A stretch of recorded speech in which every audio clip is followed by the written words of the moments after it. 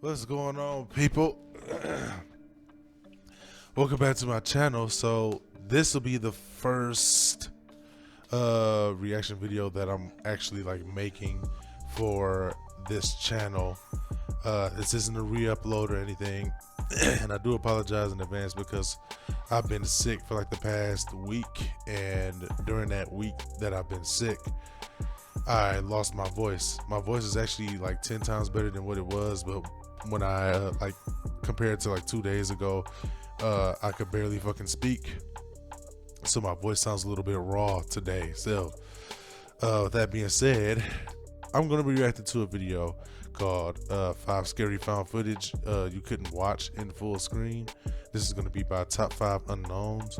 Judging from the title, I really don't know what to expect from this. I assumed that it was gonna be just another video where it shows scary shit happening and like CCTV type footage, or found footage type shit.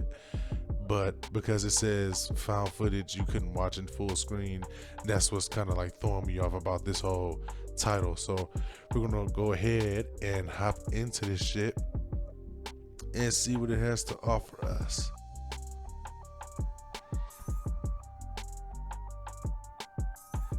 The fuck?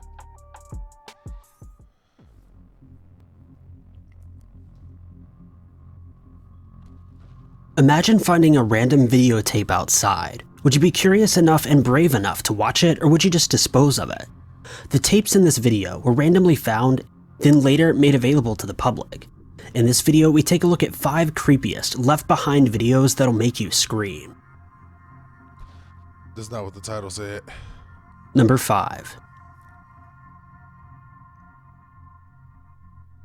On the 5th of August, 1989, a family found a videotape on the side of the road near Stockton, California.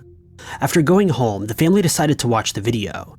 It showed a house on fire with someone talking over it, making references to Satanism.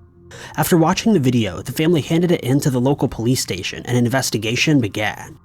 The police began to search through various reports of fires in California, but were unable to determine the location of this video. The police then accompanied the family to take them to where they found the tape. When they arrived, they found a glove and a ceramic skull along with a wooden pestle. These findings pointed toward indications of Satanism. A further examination of the video footage showed that firefighters did respond to the fire. The firefighters recorded the blaze for a training video. The 2 videos were compared, which confirmed that it was the exact same fire. On September 19, 1990, the case was featured on Unsolved Mysteries. Soon after the broadcast, several people identified the property as being located in Redwood City, California. It was found that the video was made on August 15, 1988, and the house in the videotape was under construction and vacant at the time of the fire. Several tips came in which revealed who the arsonist was, and it was 2 teenagers aged 17 and 19. Since both arsonists were juveniles when they set the fire, they were tried as minors. One of the teens served time in juvenile hall, and the other was committed to a state mental hospital. Dog. Number 4. On the 10th of August, 1984, 38-year-old James Cadell was flying a Cessna L-19 plane from Granby to Colorado. Accompanying him was 36-year-old Ronald Wilmond. The flight was recorded with a mounted VHS camera. During the flight, pilot James Cadell noticed something was wrong. The footage shows that the pilot had not taken into account the density altitude conditions that existed on the day of the flight. The aircraft Hold on one sec. Let me go get my laptop charger. able to climb away from the steadily rising terrain due to the fact that it was essentially at or above its service ceiling, and in an attempt to remedy the situation, the pilot stalled the airplane 3 times during a steep bank to the right. The pilot could be heard yelling, "Hang on, Ronnie," just 3 seconds before the plane crashed into the terrain. As for the videotape, it wasn't found until 3 years later on August 23, 1987. The video was discovered by backpackers, and the tape was heavily damaged, and some of it was hanging from tree branches. Colorado Deputy Sheriff Dale Wood recovered and repaired the tape, which was 6.5 minutes long. After analyzing the videotape, officers were able to determine the cause of the crash. Number 3.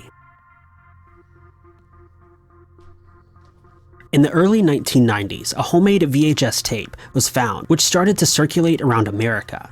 The VHS tape had a label on it called "Grave Robbing for Morons." The video features a young man who explains how to rob graves without getting caught.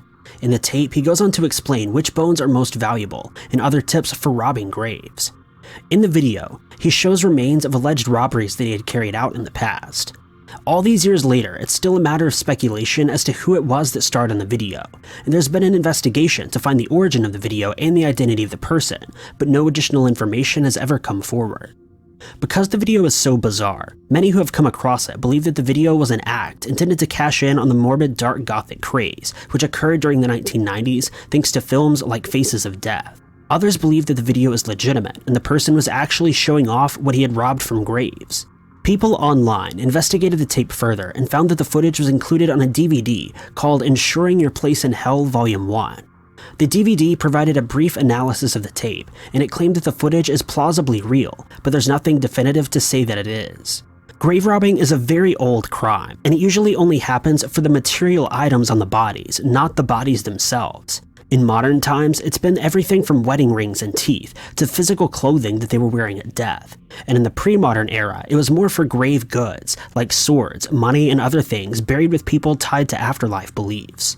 As for stealing the physical bodies, people who do this, such as the person in the video, are termed as resurrectionists, and rob graves for a number of reasons. Usually, they're focused on one of two areas: selling the bodies themselves for science, or selling parts of the bodies for religious rituals. Who knows if the person in the video was a legitimate grave robber or not? Regardless, the video still remains very creepy. Number 2. In May of 2008, 2 college students went exploring inside the abandoned Pennhurst State School and Hospital in East Vincent, Pennsylvania. The Pennhurst Asylum was originally opened in 1908. It was open for 79 years before being shut down and becoming abandoned in 1987. Since 1987, the asylum became abandoned and out of use, and many people have explored the site while reporting back with odd experiences. In May of 2008, 2 students went and explored the abandoned remains of the site, and they took a video camera with them. The footage shows the derelict building in the woods. The hospital equipment is still there, and the area is covered in graffiti, while the walls are worn and tattered. There seems to be debris everywhere, and the camera and its footage were later found by someone passing by, but it's apparently never been verified by the people that went missing. The footage has never officially been debunked, however, many people believe the video is a hoax created by film students. Number 1. In the 1990s, a man filmed his adventure submerged underground in the Paris catacombs. Underneath Paris is an underground city where there are 185 miles of tunnels and underground passageways. The passageways are made up of different sections 100 feet underneath the city and hold the remains of at least 6 million people. It's illegal to enter the catacombs without an official tour guide, as there's a high percentage of getting lost and never returning. At least 1 person per year gets lost and goes missing within the catacombs. In the late 1990s, a man decided to explore the catacombs by himself, and this is usually a fatal error. The man took... Okay, so I'm pretty sure everybody and their mama basically seen this video where a person went down in the catacombs and was like recording themselves walking through. And I think like at some point, I guess like whatever the person was going through at the time, they end up getting scared and start like fucking like booking it, and they drop the camera. But they recovered the camera, of course. I mean, obviously we had the footage, but the person was never found, if I'm not mistaken. Took his video camera with him and documented his adventure on tape. In the video, the man can be seen exploring the catacombs, documenting the surrounding remains of human bones. As the video goes on, the man seems to lose his bearings and starts to walk at a faster pace, and he eventually starts to run. By the end, he drops the camera and can be seen running off into the darkness. The man was said to have disappeared and was never seen again or heard from again. A while after, this footage was found by a group of people, and a man named Frankus Friedland acquired the video. He later went on to present the footage on the 2nd episode of the ABC Family show Scariest Places on Earth, released in 2000. Many people on the internet have tried to debunk the video, claiming it to be a hoax. However, it's never officially been disproven. The man is believed to still remain missing to this day. Thank you guys so much. All right, so are a couple of these videos or clips scary? Not really. All right, so this one here. This one is not really so much as, I mean, is it scary? Kinda, because the person was never seen again. So this is like the last thing that, you know, we have of this person, whoever this person may be. I don't think he was ever, or she was ever identified, but it is scary to kind of sit here and think exactly what happened to make this guy start running. Maybe he just started panicking and just like realized like, fuck, I gotta get up out of here, and just like started like booking it, trying to find a way to get out of that damn place. And I wouldn't blame him, especially if the catacombs are 185 miles and there's a high fucking chance of you getting lost in there, and one person gets lost in that bitch and dies in there because of it per year. So it's like, I could definitely understand him like panicking and starting to run, but it's like, if he wasn't running because he was panicking because he was lost, then what made this dude get scared and start running off? If it was something down there with him, then that's one thing. I mean, we probably would have seen it on the recording, but you know, that's just my opinion. To me personally, actually been debunked. However, it's just that the reason why these videos weren't necessarily like scary in any type of way is because they don't really, you know, let us hear the clips for ourselves. You know, just kind of showing us the videos from the clips, talking about the clips, but we're not hearing the clips itself. Are worn and tattered. There seems to be debris everywhere, and the camera and its footage were later found by someone passing by, but it's apparently never been verified by the people that went missing. Okay, so since this is, so this is found footage. I mean, it could be meant in two different ways. Found footage as in footage like this, but it's also literally found footage. People found these cameras just laying there, you know, in places where, you know what I'm trying to say. These people went into this asylum and like recorded a bunch of videos, but left the camera. Why did they leave the camera? Maybe somebody who was probably like homeless living in there probably like scared them and they dropped the camera or something like that. Because there's just no logical explanation other than they probably got scared and ran off and left that shit there. But there's just no explanation as to why these cameras was left behind. This, I mean, it wasn't scary found footage. I mean, it was just a guy explaining like grave robbing. Like, grave robbing in itself is not, you know, scary. I mean, it's fucked up that you would do something like that, but it's not really scary. So I don't have an opinion on this. And like I said, it, like, maybe if I were to hear what this person was saying in the video, then that would be one thing. But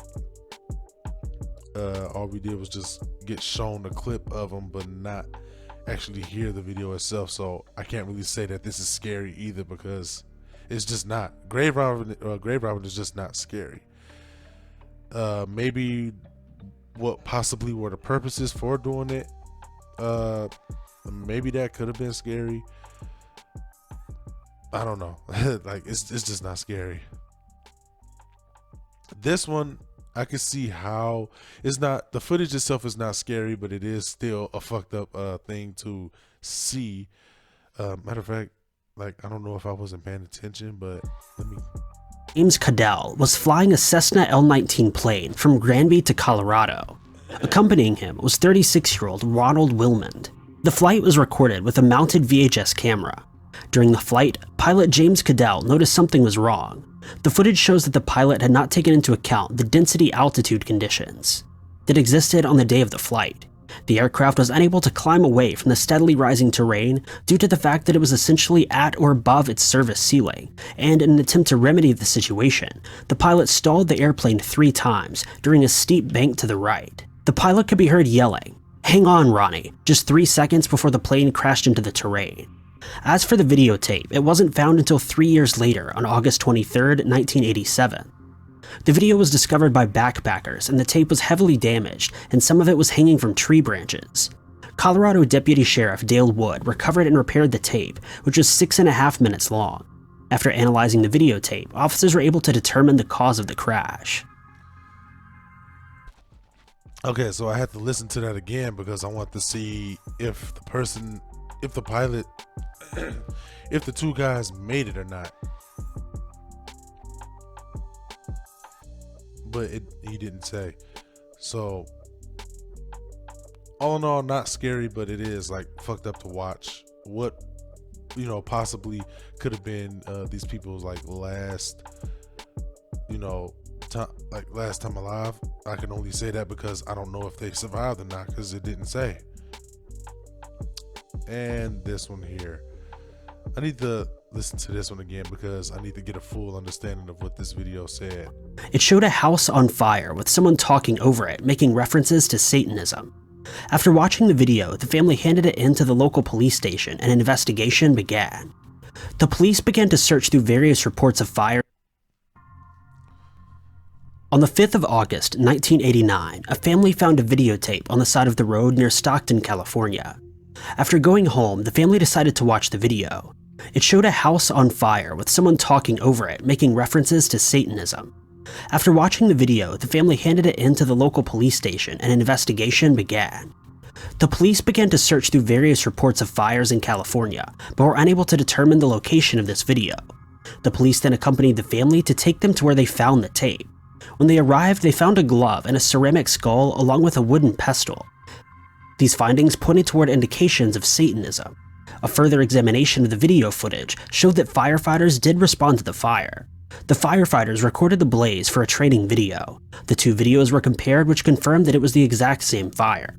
On September 19, 1990, the case was featured on Unsolved Mysteries. Soon after the broadcast, several people identified the property as being located in Redwood City, California. It was found that the video was made on August 15, 1988, and the house in the videotape was under construction and vacant at the time of the fire. Several tips came in which revealed who the arsonist was, and it was two teenagers aged 17 and 19. Okay, cool. So just wanted to get a clear understanding of what this video was. So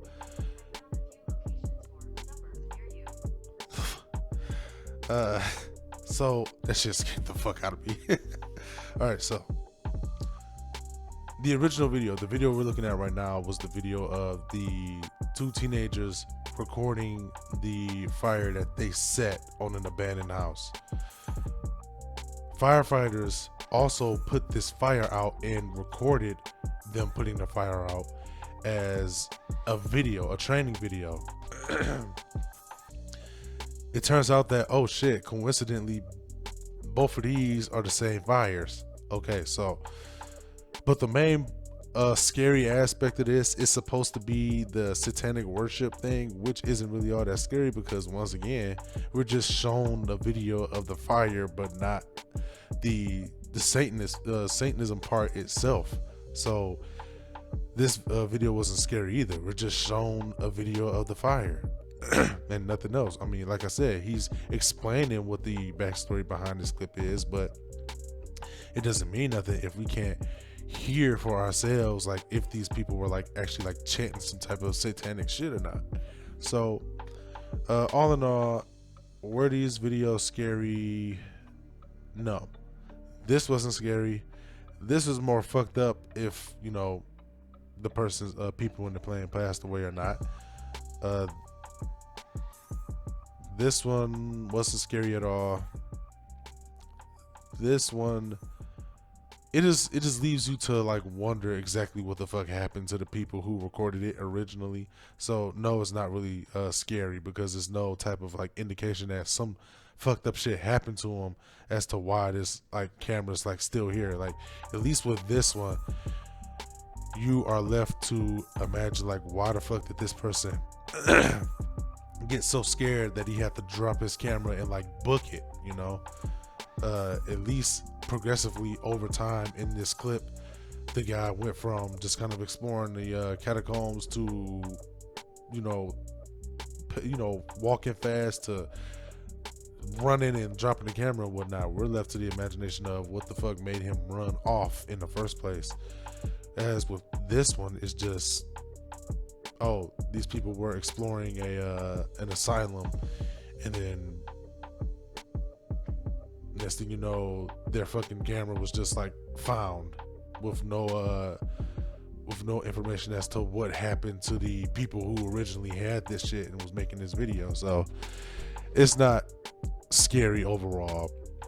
I'm a little disappointed, but I mean, I watch shit like this all the time, so maybe it's just me being used to things like this. Who knows? But I don't think this is scary to me personally. So thank you guys for watching this video with me. I'll put the link in the description box below so you guys can check out Top 5 Unknowns channel for yourselves instead of watching me watching it, all that bullshit. So thank you guys, and I'll see you guys in the next one. All right, peace.